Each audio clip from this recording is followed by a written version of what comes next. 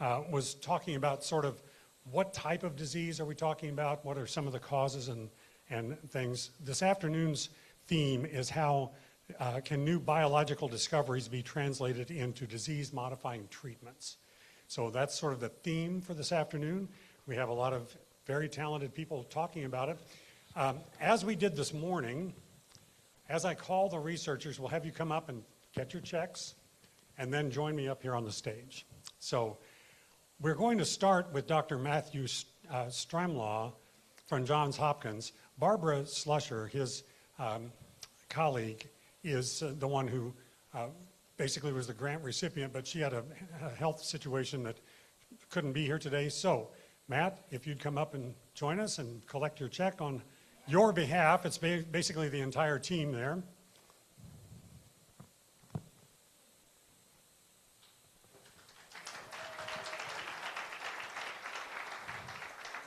That's a $255,000 grant, and we thank you very much for being here. Have you take a seat and just hold that mic for now. Thank you. Joshua Kritzer is next from Tufts University. That's a $500,000 grant. I really think he kind of goes by Josh, but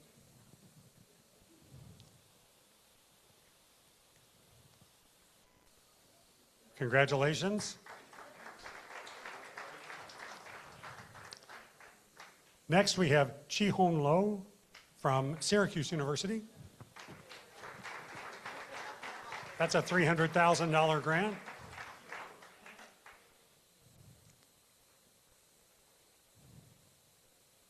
Congratulations. And we have Nadav Ahituv. It's the best I could do, sorry. $500,000 grant. He's with University of California, San Francisco.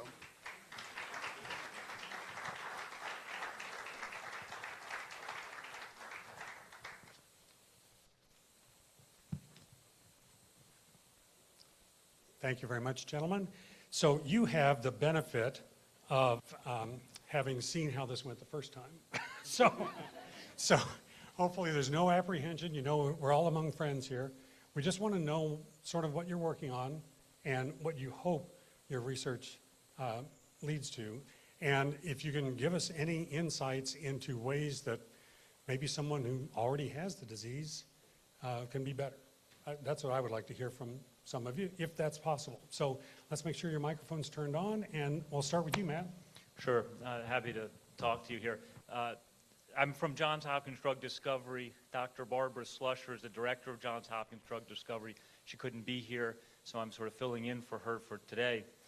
So we're really interested in lipid metabolism. You know, when Alois Alzheimer first discovered or first characterized Alzheimer's disease, he found three histological hallmarks. There were the amyloid plaques, the tau tangles, but also this aberrant lipid and fat accumulation in the brain. And the lipids and fats were generally ignored for the next century. People weren't interested in them. It wasn't really until the late 90s, early 2000s when the first really potent genetic risk factor for Alzheimer's disease, ApoE4, was discovered. And ApoE4 is the brain's primary cholesterol and lipid transporter. So this was really the first time that lipids and cholesterol had been linked to the original findings of nearly a century ago with Alois Alzheimer. And so I joined Johns Hopkins Drug Discovery a couple years ago to really focus on developing small molecule therapeutics to mitigate this aberrant lipid and cholesterol accumulation, particularly for ApoE4 carriers. So ApoE is a gene that all of us have. It comes in three forms. The neutral form of the gene, ApoE3, is carried by the majority of Americans. Your risk for Alzheimer's is considered neutral. ApoE4 is the pathogenic variant. That is the one that increases your chances of developing Alzheimer's anywhere up to 15 to even, there's a recent study suggesting 25 times greater risk of developing Alzheimer's disease. A third variant, ApoE2, is a really interesting variant. It is considered protective. So it significantly reduces your chances of developing Alzheimer's relative to people who carry the ApoE3 allele. And so our proposal for CART is really, could we identify orally bioavailable small molecule drugs that would shift ApoE4 and even ApoE3 to the protective ApoE2 variant. Now, ApoE is a really tough drug target because the pathological mechanism, the way in which ApoE increases your risk for Alzheimer's disease isn't entirely clear. Even though it's a cholesterol and lipid transporter, and that's well known, and even though there are signs that it is involved in the accumulation of lipids and fats and cholesterol in certain brain cells, there are thousands of papers about the protein, and there are lots of different mechanisms that have been proposed. And that makes it very difficult from a therapeutic development perspective to design assays to screen drugs and find clinical candidates.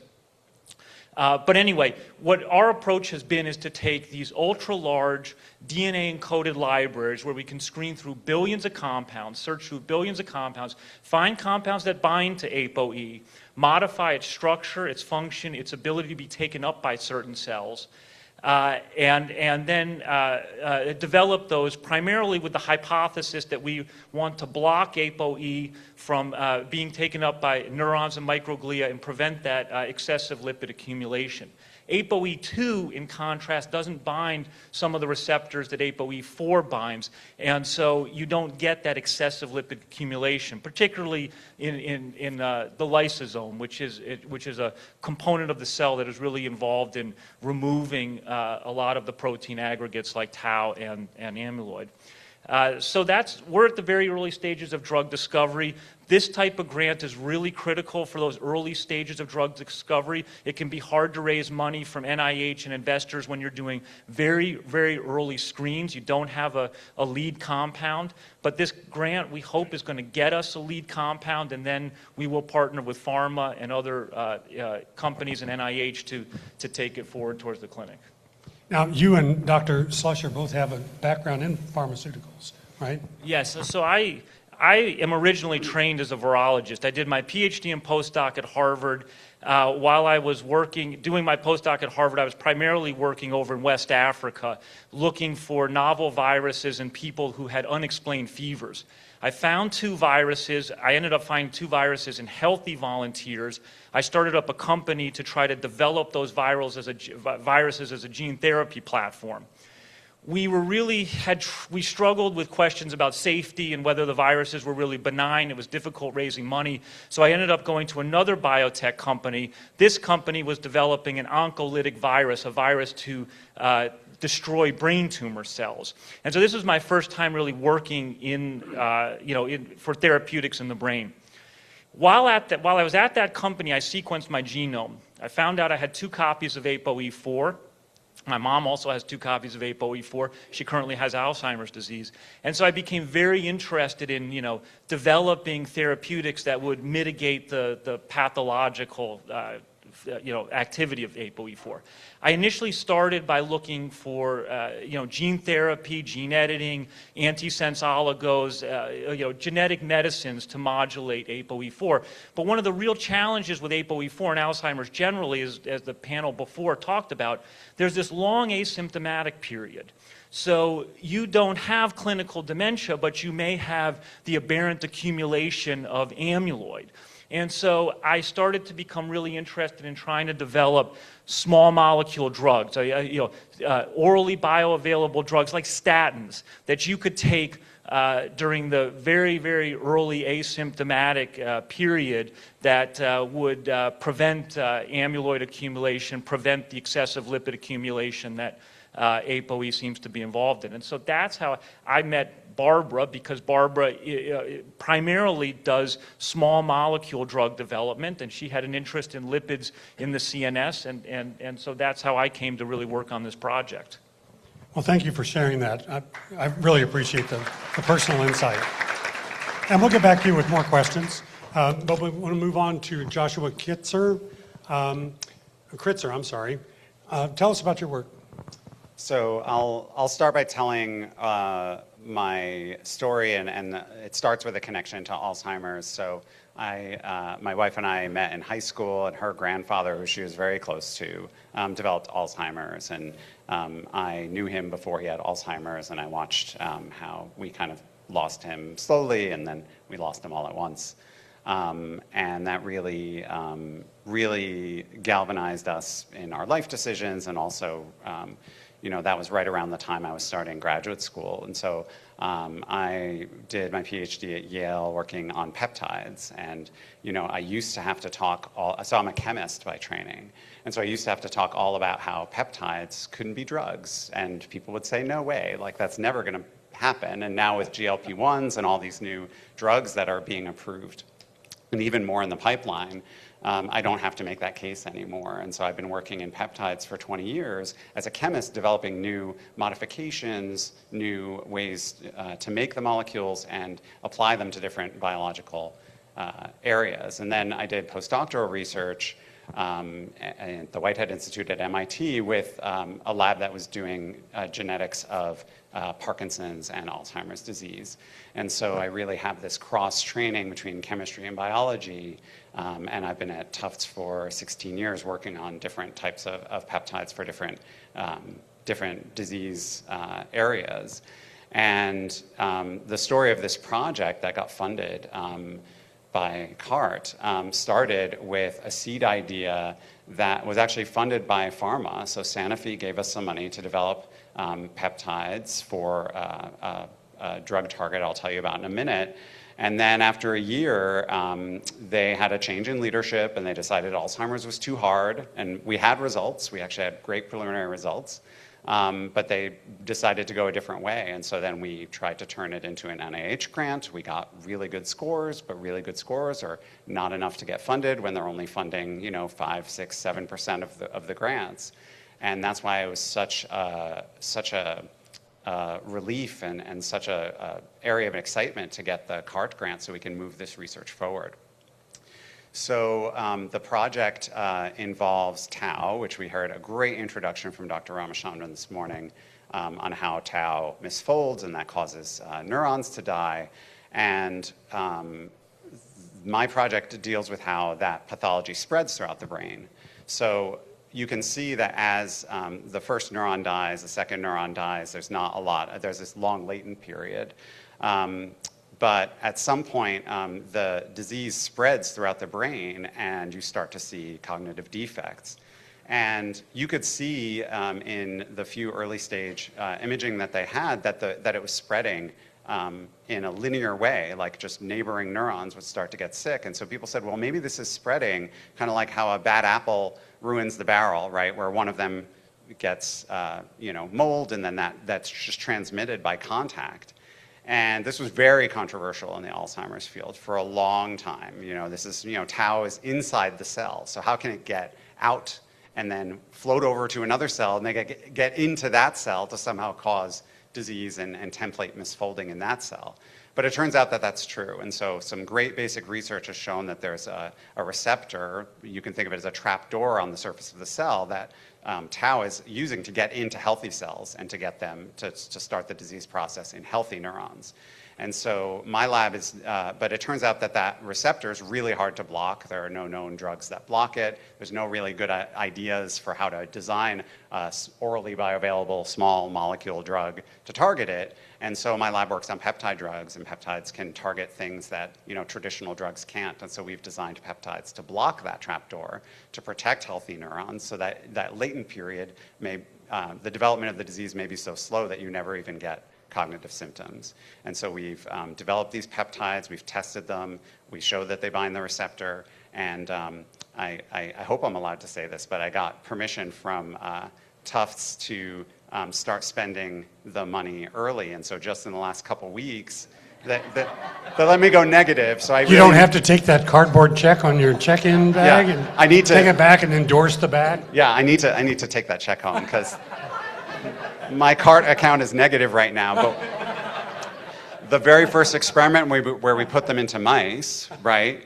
and to see if they cross the blood-brain barrier too, which is really, really hard to get drugs into the brain, and peptides especially into the brain. And our molecule had 1% penetration into the brain, which is actually a really high number for a completely unoptimized drug. And so now we're going to move on to just test it in mice, in a model of tau spread in mice using the CART funds. And so it came at a really opportune time where we could really start moving this from the test tube into mice, and hopefully in the future, if it works well. And we do that, we do the biological testing, even as in parallel, we're back at the bench, we've learned a lot already, we're making new versions of the molecules, testing those in cells in a dish, and those will get up the pipeline too. So it's an iterative process where every time an experiment fails, we say, okay, how about we adjust that part of the molecule? How about we adjust that part of the molecule? Really artisanally crafting these peptides to do what we want them to do, to last longer in the body and to get into the brain. And so I'm really excited to be able to have the opportunity to do that. That is so fantastic. It's almost cliche to say that gave me a little chill just then, to think about the immediacy that your donations are going right into this funding, this research that's critical. That makes us all feel good. So thank you for sharing that. And we won't tell Tufts that you said it. It's just between us. All right. So, Dr. Chih Hung Lo, tell us about your work. Good afternoon, everyone. Yeah. So my name is Chih Hung Lo. I would say that in a good way, my closest encounter with Alzheimer's is when my grandparents thought they might have Alzheimer's, but they didn't have. And of course, they went for a checkup and all this. And that's, I would say, as a young kids at the time, that's my first encounter to this field. And not until when I get into grad school that I start to really do real work in this area. So for me, actually a lot of the things I'm going to talk about has been introduced by previous speakers. So my background is in biomedical engineering.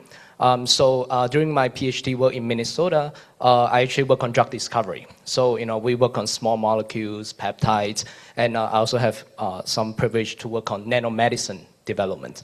Yeah, so for a lot of my prior work, we work on tau, which we just talked about, and our goal at the time, my interest is to how to prevent its aggregations and how we get rid of this tau. Yeah, so a lot of my previous work focused on small molecules and peptides that alter how this tau aggregates and potentially break them up. Yeah, and as I go along in my training, I went to medical school for my postdoctoral research training, and that's where I get in touch with animal models and postmortem human tissues, and I felt that my training goes from very engineering into very physiology, and that was actually a good advice by my advisor at the time. Yeah, and now when I started my lab in Syracuse just last January, I take the approach to look into brain tissues to know what goes wrong, and then to develop therapeutics that we can treat to cells and treat in the mice. So for this work that is funded by the CART-T is about development of this I would say replacement of lysosome, which he just talked about. So lysosome is this recycling bin of the cells, similar to what Kapil talked about this morning. That's kind of proteasome. We have complementary systems. So I focus on lysosomes. And lysosomes does its job mainly to degrade toxic protein aggregates, accumulated lipids, and inflammation affects lysosome as well. So my initial work in this area is to develop nanoparticles that actually acidify these lysosomes. So as lysosome, in order for them to degrade things, it has to be sufficiently acidic, like pH 4, 4.5, really low. And in Alzheimer's brains and in cells, this pH goes to like 5.5, 6. That's where they start to stop functioning. So my initial work focused on nanomedicine development, putting nanoparticles that can localize into lysosome and then dissociate into acidic components to acidify them. And so this really make me look more into this area a lot more. And then and this is not related to what is funded by CART-T. And so what's really led me to this current work is that when we look at these characterizations and images of lysosome, one day it struck my mind, in fact, sometime early last year when I was with my students. We look at these images and we always look at it like, we get average of these light ups, of the brain and all this. We start to realize why are there spots that is more intense and there are spots that's less intense when we put in antibodies that go against lysosomal proteins. And that's really where we start to think, oh, are we missing out something? And we realize, there's heterogeneity, meaning diversity of these lysosome populations. So all the while, I would say for years, people have been thinking about lysosomes just as a degradative being. And a lot of therapeutics went on to promote its degradation, including what I have done. But now we start to take a different look at it, that it has other functions besides degradation. It can do metabolic signaling, it can control gene regulations, and so on. So this is where we start to dig in, and we use high-resolution imaging to start digging into each individual lysosomes.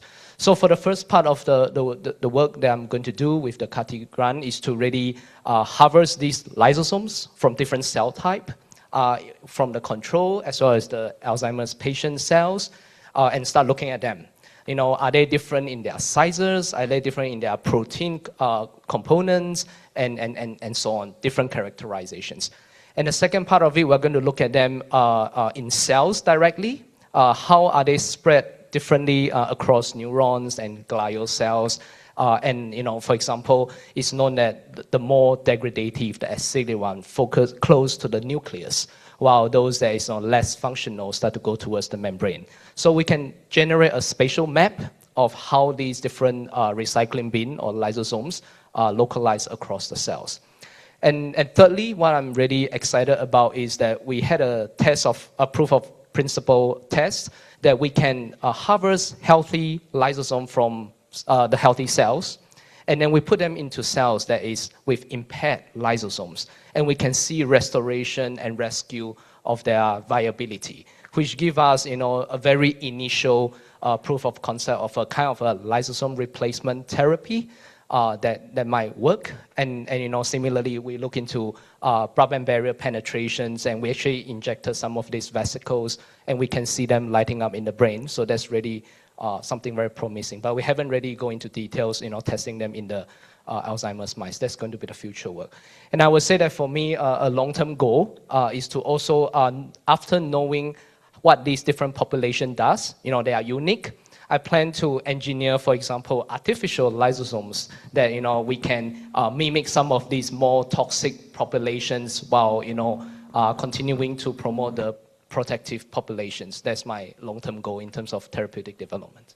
Yeah. And when you say long-term, what are you thinking when you say long-term? Well, I would say 5 to 10 years time. Yeah, for now we start by knowing them first because no one knows who they are. And then after we map them, we know that there's different components.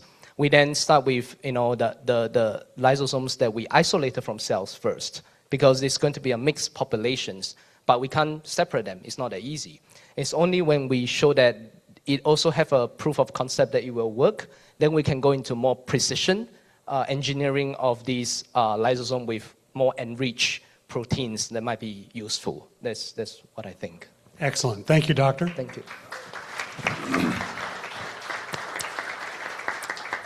Dr. Ahituv, please tell us about your work. Sure, and first I want to thank everybody really for hosting us so amazingly well, and thank you for all your help, where especially in these hard to fund times, we couldn't do this without you. So really thank you so much again from everyone for doing this. A bit of background about myself. So as my name implies, I'm from Israel originally, but I'm sort of a hybrid. I also grew up in Canada and the US. I have 3 citizenships, which helps a lot when you travel. And can give you a few examples if you want. Which color passport are you carrying today? Today, no passport, luckily. But for example, for Brazil, you have to pay for a visa if you're US or Canadian, but for some reason not if you're Israeli. So that helps. And I can have others. As I'm Israeli, I'm also Ashkenazi Jew, and Ashkenazi Jews are more prone actually for a lot of neurodegenerative diseases like Parkinson and Alzheimer. A lot of people in my family have had Alzheimer. My mom has Parkinson, My dad actually just a few months ago was diagnosed with late, which is a sort of a lower form of Alzheimer also. And so it's very close to my heart in terms of the research. When I was 13, I was diagnosed with scoliosis, which basically means I have a crooked sort of spine, and I got this very fun present, which was a brace that made me very socially lovable as a teenager. And then at the age of 16, that didn't help, and I had spinal fusion surgery. And both my sisters, my younger sisters, also have scoliosis, so that really as a teenager got me into understanding genetics and working on genetic disease, and I've been fortunate to be doing this and not only working on disease, but going all the way to therapy. And so I did my PhD at Tel Aviv University. I worked on deafness, on hearing loss, and cloned a few genes that lead to hearing loss. And at the time, the human genome was coming out, and I was fascinated with the fact that only 2% of our genome codes for genes and makes protein. 98% was once called junk or junk DNA, and we really don't know what it does. And I'll tell you later on what we're doing on that and how we're trying to characterize it.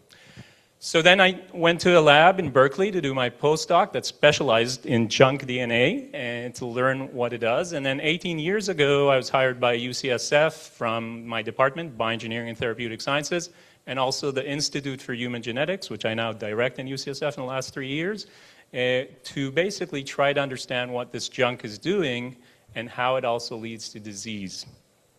And so going back to the junk, so you can envision we have the same DNA in every cell type, in the brain, in the heart, in the liver. The difference, and we have all these genes in all those tissues. So the difference between the heart and the brain is actually what genes are on and what genes are off. So you can think of it as a light bulb. The light is on or it's off. And what regulates a light bulb? A switch. And so in that junk, we have these switches that turn on and off genes.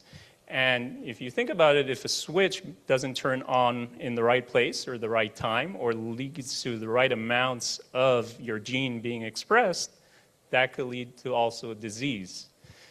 And so switches are really important. The issue that we have with switches is that we don't understand their code. Going back sort of to Biology 101, genes have a very established code. We do a very good job in finding genes because every 3 DNA bases, A, G, C, or T, code for an amino acid that makes a protein. But switches don't have that. And so what my lab has been working on throughout the years is really understanding how these switches look like, trying to find them, developing tools that we can functionally characterize them very quickly and easily in the lab. And now with AI, though, also it's been amazing where we can actually really try to do a much better job of predicting these switches. And not only that, if you have mutations in them, what do these mutations do and how do they lead to disease? And in addition, another thing that we've been doing is also playing around with the switch. For example, if you have a disease where you have very low levels of a gene, can you sort of pump up the volume of the switch for that to rescue that disease by forcing the gene now to make more and rescue that? And so that's part of what we've been doing in the lab in terms of therapy.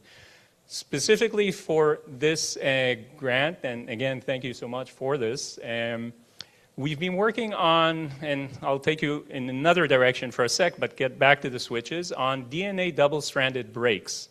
So in our cells, in our nucleus, the DNA breaks constantly, and it gets repaired. You can envision it like a plate that gets broken and then gets glued back and repaired.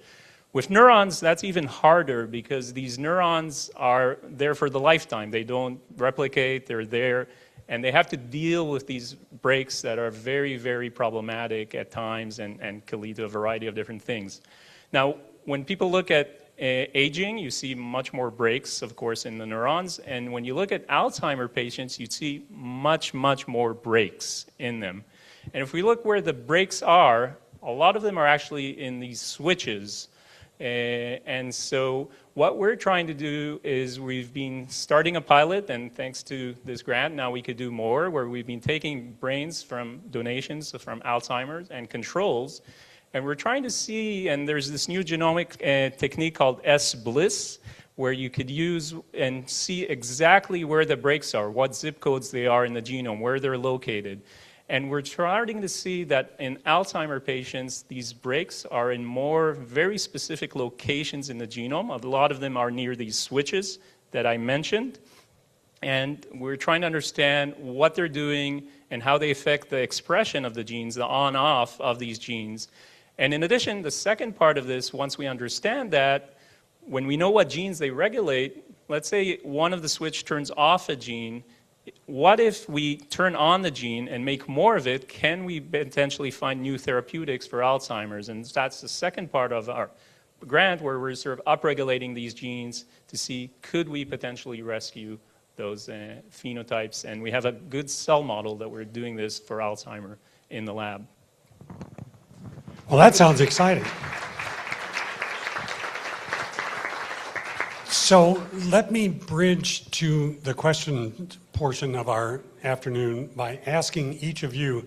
I saw as some of your colleagues were speaking, each of you nodding.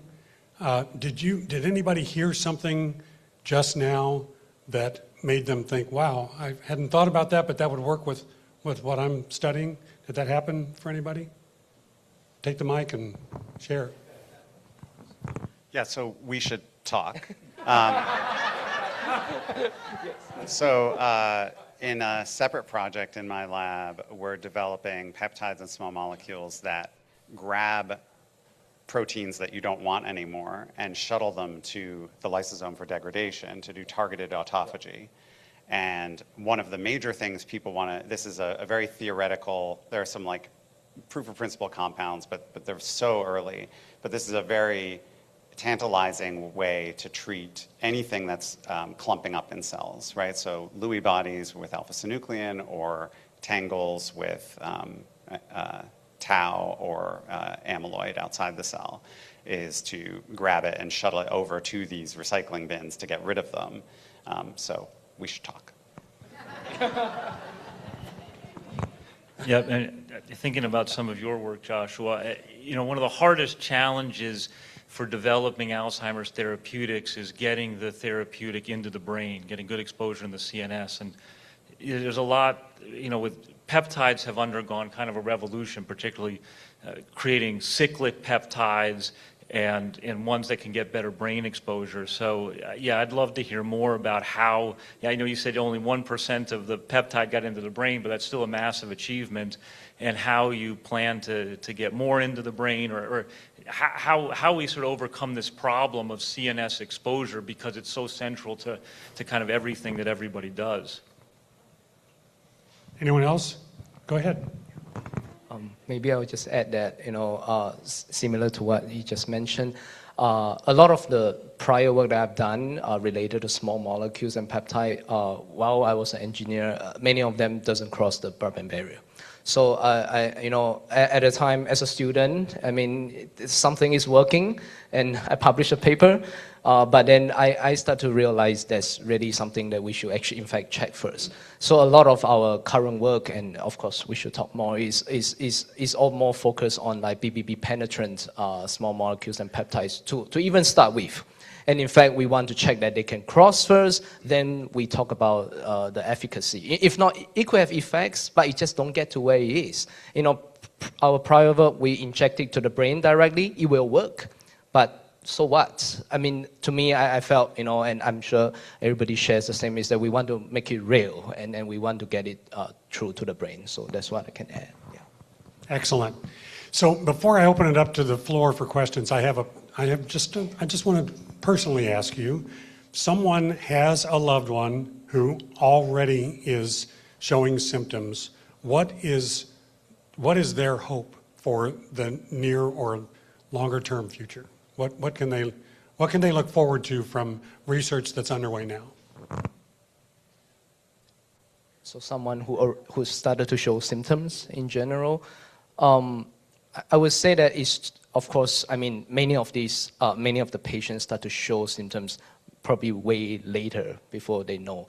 So what I feel right now, even though I'm not a doctor, I feel that is to really delay the progression, and really how we can do that.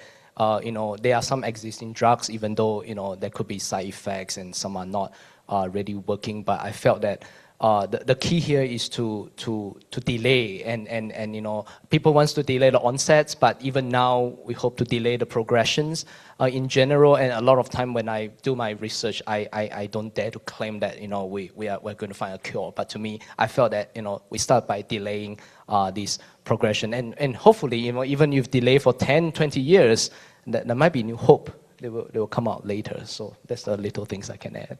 Yeah. Anything. Anyone else want to tackle that one? I just would add that, I mean, we now have these FDA-approved antibodies that can remove amyloid plaques efficiently. The clinical benefit seems to be fairly modest. In parallel with that, some companies like Biogen has got an antisense oligo which reduces the expression of tau, reduces the amount of tau. Now that's just gone through phase 2 testing. The results are mixed. It shows some benefit in certain subpopulations of patients. But it really could come down to sort of combination therapies of anti-amyloid antibodies, antisense tau oligonucleotides to really remove the plaques and the tau. There's also all of these other underlying pathways, neuroinflammation, lysosomal dysfunction, lipid accumulation, that may vary amongst different patients.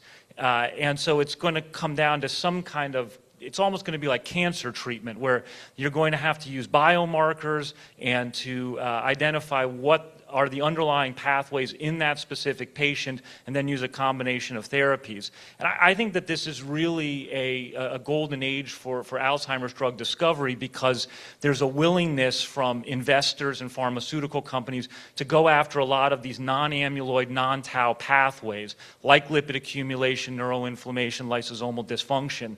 And that sort of energy, I don't think existed to the same extent that it does now. So I think there's a lot that's going to, there's something like close to 200 clinical trials in progress right now. There are 55,000 patients enrolled in clinical trials. I was just talking to a VC firm recently. There's 40 or 50 startups that have a clinically ready drug. They have an IND approval. They're ready to go into clinical trials. They're just trying to find financing to get those therapies in there. So there's just a lot happening, and I'm pretty optimistic, I think. That's good to hear. Thank you so much. So now we're going to open it up to the floor. And again, Tiffany is going to go to a raised hand and let you speak into the microphone so everyone can hear. Where are we going to start? Right here. Okay, Jimmy. So our company...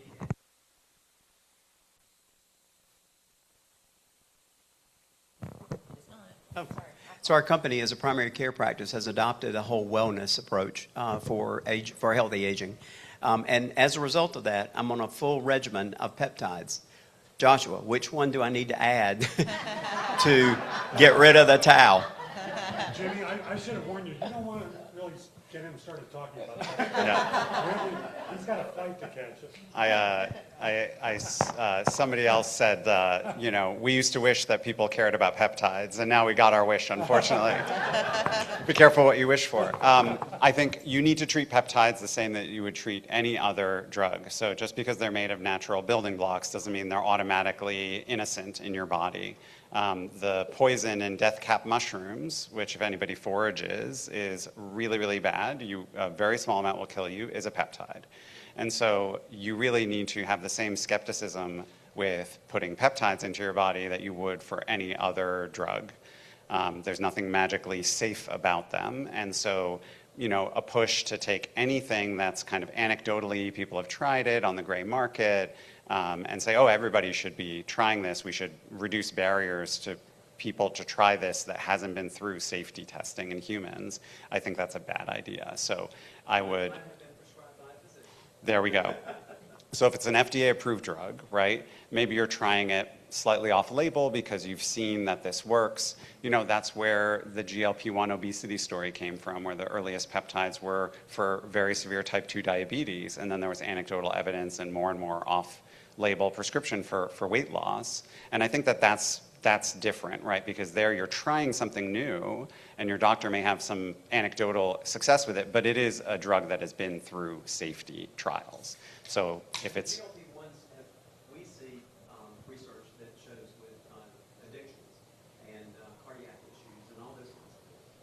Yeah, so if it's been through safety trials, right, then, you know, we can try to see what else. And Peter was talking about CDK4/6 inhibitors, right? Those are, you know, clinically approved drugs. They're chemotherapies, so they have pretty bad side effects. But, like, you know, that's a great place to, you know, to get some extra boost to your wellness. But you have to make sure that they've been passed through safety trials. Next. Thank you. About 10 years ago, the CART Fund funded Dr. Bradley Hyman, and his research was to find how to get good chemicals through the blood-brain barrier. I remember we funded him as, I learned a new term, a measurement called a Dalton, and I was informed at that time that 8 Daltons is about all that will go through the blood-brain barrier with some restrictions, but he was more than able to triple or multiple times that with his molecule that he developed. Has any of that research been helpful to you in your efforts? Anyone? Absolutely. So we're all standing on the shoulders of people who came before us, and as you heard from many people, getting things into the blood-brain barrier, into the brain, especially larger molecules. Dalton's is just a measure of molecule size, right? So the larger the molecule, the harder it is to get through the blood-brain barrier. Things like peptides and antibodies basically usually don't at all. And so you have to be clever about what you're binding and how you're getting in, and it's not luck, I think, when you get something in there. It has to be very directed. As you were saying, right, you have to specifically look for molecules that will get there. If you just, you know, hope to fix that later, that's going to be a problem. So we do use Brad Hyman's work and other people's work that has defined what types of molecules generally work better to get into the brain, and then we limit our search to those types of molecules. Yeah. And maybe I can add something more, is that more recently, another part that we are trying to get into is to how to use like nanoparticles to help to deliver these drugs. So, I mean, we are still, you know, testing these, but we can put like targeting ligands, probably something that, you know, Joshua has talked about. They can go to the brain, the blood vessels, make them cross with these vessels that we kind of engineer. And that's one ways that we can help the bigger molecules to get through. And you know, our subsequent goals is to not just crossing the brain, but can we deliver it to a very specific cell types that is required of these peptides or these small molecules. Yeah, so that's what I can add. So I have a question, as you guys being kind of at the forefront and the, you know, much larger brains than, than some of us in the audience. But all the preventative things that we see every day that come out from diet to sleep to alcohol, lifestyle things, are there any of those things that you yourselves feel are significant enough that has made, you have chosen to make those lifestyle changes as a preventative measure? Great question. Yeah, I mean, I think there's a lot that you can do. I mean, I think exercise, rigorous exercise is good. Diet, you know, obviously eating a good diet, cognitive stimulation. I mean, one thing that's been really inspiring here with the Rotary Club is there's a lot of evidence that social interactions play a role in reducing the risk of Alzheimer's disease. And the Rotary Club naturally promotes social interactions and socialization and engagement with other people. So, yes, I think that there's a lot that can be done. It's just, you know, it's a matter of discipline and doing it. I think for me, something that that strikes me when I did my experiment. In fact, I would say that's the experiment done by my wife. She's also a scientist. She used to study metabolic dysfunctions, which is like obesity. And one day I saw her, you know, feeding her mice with high-fat diets, and the mice after a while gets like double the size. And then, you know, I used to eat a lot, but then once I see that. And then I saw her tested their cognitive function, like using the different maze. There are really changes, and there's a lot of inflammations in there. And I would say that itself changed myself too, that I want to, you know, have a better diet and lifestyle now. So I think it's real, and it's something that we should look into. Yeah. Questions? I was going to say that during the pandemic, my wife and I picked up some bad habits, maybe a little too much red wine. But then, 9 months into it, I started to say, okay, I need to do something else. And I started running. I'd never been a runner my whole life and just been running for the last 6 years now and really not training for a marathon or anything like this. But I get out there and I run 10K twice a week. And I just try to and it's great for my mental health. It's great for my physical health. And I hopefully great for my longevity. So I do think you can make small changes like that, and they do accumulate over time. So if you don't have to run a marathon to, get out there and run for 15 minutes a day or something. Excellent. Thank you very much. Do you have another, Tiffany? Yeah, I have a question. I'm a primary care physician. I treat patients with Alzheimer's disease. Right now, we have the preventive lifestyle measures we've talked about. We have acetylcholinesterase inhibitors like donepezil or memantine. Now we have monoclonal antibodies for amyloid plaque. What do you think the next drug class is going to be for treating Alzheimer's? Well, like I said, I think Biogen just finished a phase 2 trial with a therapeutic that would reduce tau in the CNS. So they're going to start phase 3. There's going to be Roche has a better anti-amyloid antibody. One of the problems with the anti-amyloid antibodies currently is that you can't really use them with ApoE4 carriers. There's something called ARIA, and you get micro bleeds and other vascular swelling that occurs in ApoE4 carriers. And about 60% of people with Alzheimer's carry at least one copy of the ApoE4 gene. So that can be a substantial number of people that can't take certain anti-amyloid antibodies. So there's going to be better anti-amyloid antibodies, ones that are more specific, ones like from Roche that cross the blood-brain barrier better than previous ones that are more potent. But then I think there's a whole scope of things beyond that. I mean, there's a lot of drugs in the pipeline for treating neuroinflammation. And so there's a lot that's working through the pipeline. So I would assume in the next 5 to 10 years, there's going to be a lot more in the toolkit. There's also a lot more, really biomarkers have undergone a revolution in the last few years. We now have blood tests for amyloid and tau, so you can detect, abnormal increases in amyloid and tau much, much earlier. So that's going to inform. Lilly is doing a trial right now where they're giving their antibody to patients that are biomarker positive, but are preclinically asymptomatic. I'm not sure exactly on the specifics, but it may be more common to start giving some of these antibodies much, much earlier based on plasma biomarkers rather than waiting for clinical symptoms. And so, that could be a big change for clinicians as well. I would completely agree, and I would add more later in the pipeline, probably 10 or 15 years, would be cell therapies. And they've been doing an amazing job with CAR T cell therapies for cancer, where you can take out T cells, change them, put them back. For Alzheimer, people have been working on mesenchymal stem cells. For Parkinson, also with stem cells to differentiate them to dopaminergic neurons, and that's shown great promise. And so I think in the future, a lot of therapies also will be cell therapies, where you take out cells, engineer them, put them back, and have them sort of fight the disease for you.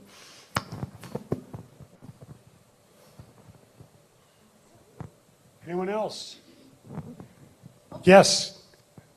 Go ahead.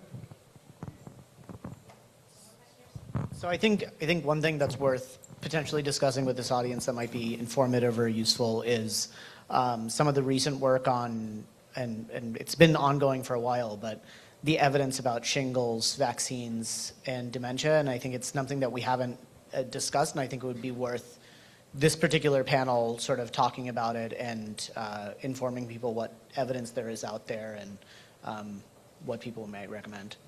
Someone want to tackle that? Go ahead.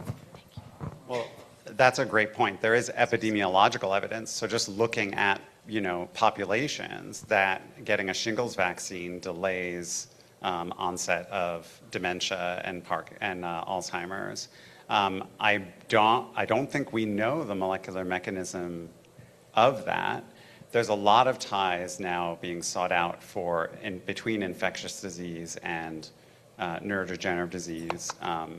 Multiple sclerosis is a great example where there's Epstein-Barr virus, which the vast majority of people have been exposed to, but it's been seen a trigger where the body reacts to the virus and then can't turn that response off and starts to attack the myelin sheaths. And so people are looking for those mechanisms when you have this juicy clue in humans about getting a shingles vaccine can delay dementia. There's people that are researching, okay, is it the varicella virus that somehow triggers the brain to start attacking itself, or what are the possible ways in which that could work? And I'm not familiar with what the leading hypothesis is, or whether there's a really juicy molecular mechanism for that, but that's been shown in patient populations, which is a really cool thing for basic scientists to dig into. Excellent. So regarding the shingles vaccine, my understanding is the study on the shingles vaccine was done on the old vaccine, and now there's a new vaccine for shingles. And the study that showed that the shingles vaccine had a positive effect on not getting Alzheimer's was the old vaccine. So if I wanted to get the vaccine, the old vaccine, how do I go about getting the old vaccine as opposed? I don't think they'll give it to you. As opposed to the new vaccine. Well, I had Okay. shingles, and I had shingles when I was 20 years old, and it was so ridiculously painful. So when the first shingles vaccine came out, of course, I wanted to get it right away, so I did. And my provider started talking about Shingrix, and I said, well, I've already taken the shingles vaccine. She said, yeah, not really. It just didn't work that well. So for shingles, but who knows? I mean, it may be a while before we know, right? Yeah, I think with some of the older vaccines, they tend to be more multivalent, or like for example, in virology, we always used to use live attenuated viruses, and then we got more sophisticated. They're safer now. They're using recombinant proteins. They're using just RNA molecules. There was always this strange data in West Africa, particularly in Senegal, with kids that were vaccinated with the TB vaccine seemed to be much more broadly protected against other pathogens. And so now the TB vaccine, there's actually a scientist at Hopkins who has published a really nice study looking at the TB vaccine in Alzheimer's mouse models and shows that it is generally protective. It reduces the accumulation of tau and amyloid. And I think the idea is that this again comes back to neuroinflammation, that these vaccines like TB, which I think are whole inactivated bacteria, it's not just a single protein, that they're just broadly activating the immune system, and that is, providing some protection when you start getting the accumulation of amyloid and tau, which is activating neuroinflammatory pathways. You already sort of have this built-in protection, a way of dampening that inflammation because you've been exposed to this broadly stimulating pathogen. So yeah, it could be some of the older vaccines are more effective than some of the newer ones, and that's sort of an interesting story. Tiffany, I think Han Shu had a point, and I'm not sure we'll be able to hear her without the microphone. Can you make your way over to her for just a second? No. Hold on just a second. So I want to follow up this conversation about this vaccine, different generation, old versus new. We are talking about the pathogen. On the other hand, we should also consider about the adjuvant, right? At the older times, the adjuvant at that time, we were using aluminum, what's that called? Alum. It's a very old, majority of the TB vaccination at that time was really using that as an adjuvant. That's not the pathogen itself. That's not the any of the viral protein or RNA. It's just a way to trigger the inflammation to let the innate immune cells start responding. So I think that's also one of the considerations why different generations of the vaccine could have different effects on neurodegenerative disease or cognitive things. I think that's something we should also think about. Excellent, thank you. Tiffany, did you have someone back there who had a question? Yes. Now that there is a blood test for Alzheimer's, who should or should not get tested, and what are the pros and cons?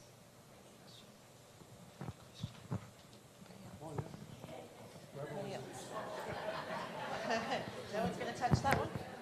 Well, I can try. I know this more on the cancer side, less on the Alzheimer's side. But as far as I know, in terms of blood tests for Alzheimer, I think it's still not there. It's more cerebral spinal fluid tests that are doing a good job so far in diagnosing Alzheimer, and then follow up with MRI and so forth. But if we take it to the cancer, and hopefully it will get there later for Alzheimer, the things that people do with cancer is that we have free-floating DNA in our blood. It just floats there, and if cells die or in various ways they secrete DNA. With cancer, what you could do is you could take that DNA and just look, do you have cancerous DNA there? Or you could have modifications on the DNA, like methylation, where the DNA is labeled with a methylation mark that's very unique to only cancer cells and nowhere else. And so you could take the blood, you clean out and get that, what it's called cell-free DNA, the DNA that's just floating in the blood. And then you do a variety of different analyses looking at methylation, for example, marks to see is it cancerous or not. You can even say from what tissue this is coming from, so you could say if it's liver cancer or colon cancer or so forth. With Alzheimer, as far as I know, but I may be wrong, it's not my field, I think that's still lagging for blood. For cerebral spinal fluid, people have been looking at tau and others where it is being very useful. I guess the point is, how early can you detect biomarkers that could be effective in prevention? I mean, who would benefit from that and when? Yeah, I think, again, I'm not a medical professional. My wife is and works with genetic testing, so I know that the standard is usually, and you should talk about this with your doctor, is if there is a disease-altering intervention that is available to you, right, then it helps to know what your risk factor is or whether, if there is not, if we're just talking about, well, if I knew I had Alzheimer's, I would maybe exercise more or eat healthier, you should do that also. You should already do that, right? You should.